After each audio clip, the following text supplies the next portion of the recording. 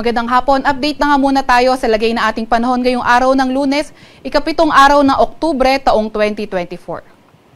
Sa kasalukuyan nga ay may namomonitor tayong low pressure area sa loob ng ating Philippine Area of Responsibility. Kanina alas 3 ng hapon, ito ay nasa may layong 165 kilometers kanlura ng Coron, Palawan. Itong low pressure area na ito nananatiling mababa or unlikely na maging isang ganap na bagyo.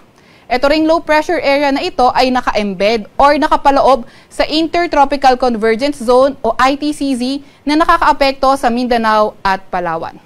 Then, etong low pressure area din na to nagdadala ng maulap na papawirin at mga kalat-kalat na pag-ulan, pagkidlat at pagkulog sa may Metro Manila, Central Luzon, Calabarzon, sa may Bicol Region, sa may La Union, sa may Pangasinan, sa may Benguet, sa may Nueva Vizcaya, Quirino, Oriental Mindoro, Occidental Mindoro at Palawan.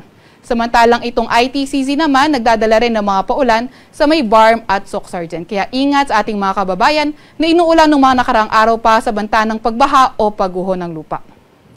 Para naman sa nalalabing bahagi ng bansa, partly cloudy to cloudy skies tayo at may mga tsansa ng mga localized thunderstorms. Yung ating mga kasamahan sa Regional Services Division maglalabas ng mga thunderstorm advisory, rainfall advisory o hindi kaya heavy rainfall warning kung kinakailangan.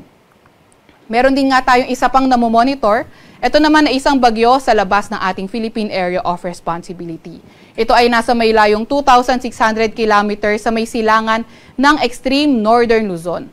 Mababa naman ang tsansa nitong bagyong ito na pumasok ng ating Philippine Area of Responsibility. Para naman sa lagay ng ating panahon bukas, inaasahan natin Oriental Mindoro, Occidental Mindoro at Palawan patuloy pa rin na magiging maulan. Samantalang sa Metro Manila at nalalabing bahagi ng Luzon, mga tsansa na nga lang ng mga localized thunderstorms sa ating mga babantayan. Agwat ang temperatura bukas sa Metro Manila ay 25 to 31 degrees Celsius. Sa may Lawag naman at Tugigaraw ay 24 to 33 degrees Celsius. Sa Baguio ay 18 to 23 degrees Celsius, 23 to 30 degrees Celsius sa Tagaytay at 25 to 30 degrees Celsius sa may Legazpi. Agwat naman ng temperatura sa Puerto Princesa ay 25 to 33 degrees Celsius at 26 to 33 degrees Celsius sa may Palawan.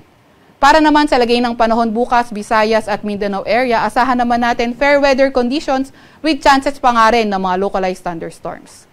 Agwat ng temperatura sa Cebu, Cagayan de Oro at Tacloban ay 25 to 32 degrees Celsius. 25 to 33 degrees Celsius sa may Iloilo at Zamboanga at sa may Davao naman ay 24 to 33 degrees Celsius. Wala pa rin tayong nakataas na gale warning sa kahit na anong baybayin ng ating bansa. Para naman sa 3-day weather outlook sa Metro Manila, sa may Baguio City at Legazpi City, pati na nga rin sa malaking bahagi ng Luzon, patuloy pa rin yung fair weather conditions with chances of localized thunderstorms. Sa Metro Manila, ang pinakamataas na temperatura posibleng umabot ng 32 degrees Celsius. 17 to 23 degrees Celsius sa may Baguio City at 25 to 33 degrees Celsius naman sa may Legazpi.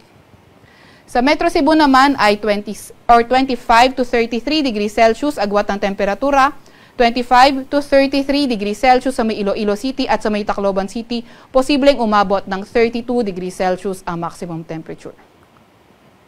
Sa Mindanao area naman, inaasahan nga natin patuloy pa nga rin yung fair weather conditions na may mga pulo-pulong pag-ulan, pagkidlat, pagkulog, gayon din sa may Metro Davao, Cagayan de Oro at Zamboanga City.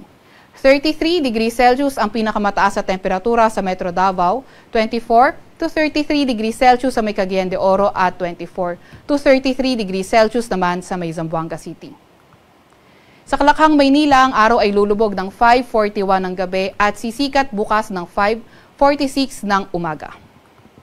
Huwag magpapahuli sa update ng Pag-asa, i-follow at i-like ang aming X at Facebook account, DOST_Pag-asa. Mag-subscribe din sa aming YouTube channel, DOST-Pag-asa Weather Report at para sa mas detalyadong impormasyon, bisitahin ang aming website pag-asa.dost.gov.ph. At yan naman po muna ang latest mula sa Weather Forecasting Center ng Pag-asa, Veronica C. Torres, nag-ulat.